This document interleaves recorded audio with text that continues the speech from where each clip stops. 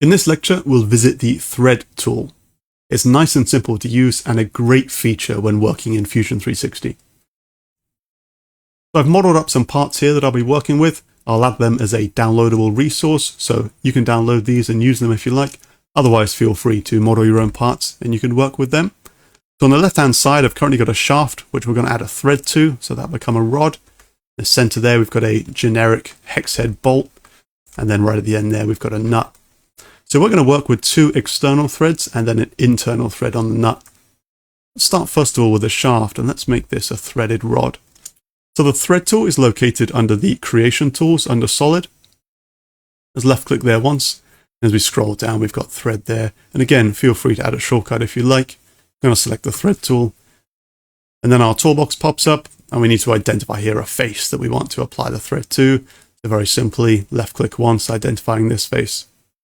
We've then got the option for this to be a modeled thread. So just like the hole tool, we can actually make this a physical thread. We can see right now, this is just a visual thread that's been applied. But when I click modeled, you'll see then that a physical thread forms, which adds many faces and geometries.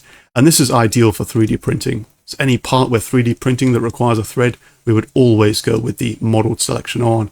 However, as explained, when we're working with a hole tool, if we have got a lot of threads within our parts and designs, we need to be a bit conscious about having them all modeled because it can be quite demanding on your graphics card and processing unit.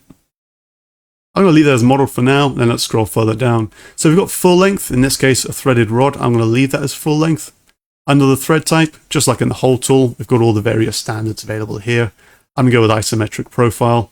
Then the size is currently assigned 12mm, and that's based off the diameter of what the shaft was. But we can change this. For example, if I manually move this arrow like so, it will change the diameter of the rod. And likewise, if I change the size here, so currently it's on 14, if I bump this up, let's go for 24, we'll see the increase in diameter there. I'm going to drop that back down to, let's go for 12mm. Designation, sort of thread pitch, leave that 1.75 standard. Class, and then the direction, so clockwise or counterclockwise thread. Then we can click OK, and we're left with a physical thread there. So that's a full length thread. Let's now move on to this hex bolt here. Come under the creation tools, go for thread. I'm going to select this face here, left click once. I'm going to turn modeled on as well for this one, but instead of full length, I want there to be a shank and then followed by a thread. So I'll take off full length. I want to offset this. Okay, so I'm going to offset this. So this will be my shank length. Let's go for 25. Yeah, that's suitable. But in terms of length, I'm just going to manually adjust that.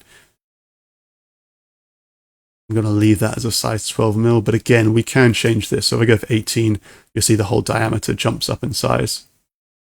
I'm going to leave that as 12mm for now. Leave everything else as the default. Press OK. And there we have our hex head bolt with a 25mm shank followed by the thread. So those are two examples of exterior threads, and then on the nut here, we can apply an interior thread. Again, creation tools, go for thread. The face, we want this cylindrical face here, left click once.